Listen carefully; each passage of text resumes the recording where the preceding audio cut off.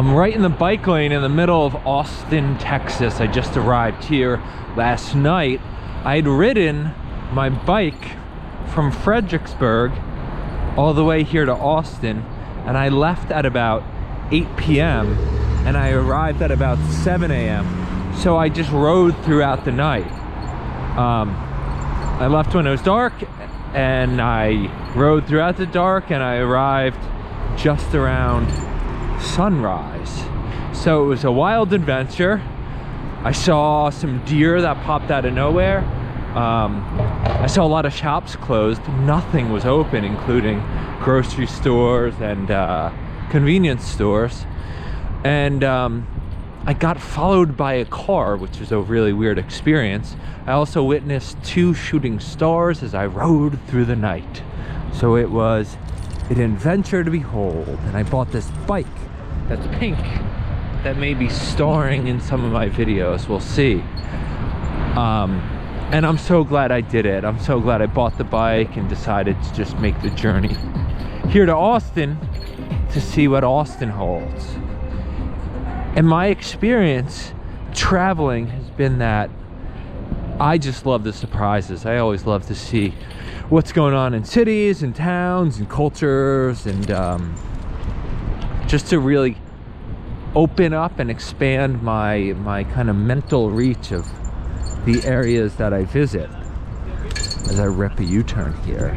And that's what I wanted to talk about today, the idea of expanding your mind through travel and really pushing the envelope, pushing through any mental resistance you have towards exploring and seeing things you're not comfortable with or really not even aware of until you jump on the plane and get to the destination and see what it's like out there. And I never knew what it was like out there when I was really young, because I lived in just a mile square town along the ocean that was all white, and my high school was all white, and my college was almost all white. So I was always surrounded just by white people, not really surrounded by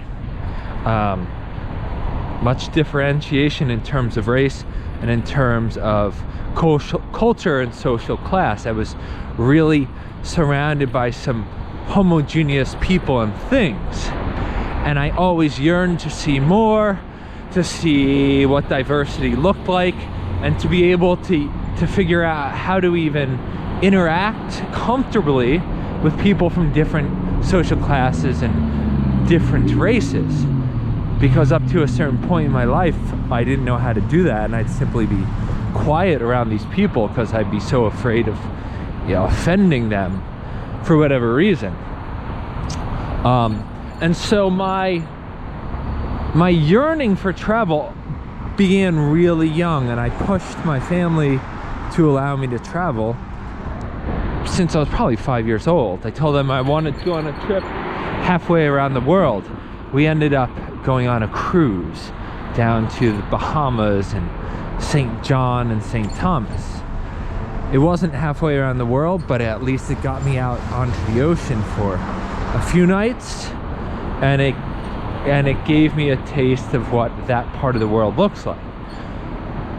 From then on, all I wanted to do was just travel more, see more stuff, and I did. I grew up surfing, and when you're a surfer, you tend to watch surf videos, something that I did. And when you watch surf videos, you see different surf locations, and when you see the different surf locations, all you want to do is go and surf those locations and experience new waves. So in high school, I went on a few surf trips to different countries, including Costa Rica, where we would go to exclusively surf waves. And at that point in my life, I wasn't really traveling for the cultural experience. I was traveling simply just to surf and get barreled and have a great time with my friends and drink some beers. Just be around dudes, friends who would just make me laugh and could have a good time with. And that pattern of travel continued for a long time. I pushed the envelope and ended up going to Australia and going to Fiji and going to New Zealand, as well as Sri Lanka and a few other pretty exotic destinations, or at least exotic for an American. And then college came around. I continued to travel a bit, but I hadn't really touched much of Europe. I had visited Ireland with my mother and my sister and a few cousins, but it wasn't certainly a solo trip. It was not an adventurous trip. It was a standard trip where you're just getting toured along, jumping in the van with the tour guide, and they have the pre-selected hotels. Didn't require a lot of effort on my part. I simply had to just exist, and they took us around and told us about Ireland through their eyes and their experiences and their stories. And so then I continued through life, and when I entered the workforce, I kind of felt myself becoming more emboldened with this desire to see more of the world and travel more and be out in the world for longer periods of time. I was getting bored by the routine of my life of work and just 2 or 3 weeks off per year, and I wanted to push it. So on Christmas morning, I received an email from a third-party travel website that said you can fly to China or Thailand from New York round trip for $600. And I looked at it and I thought, that sounds like a really great deal. I want to do it. And I thought about it for 10 seconds, and I flipped a coin whether it would be China or Thailand, and it landed on heads, which was my pre-selected Thailand.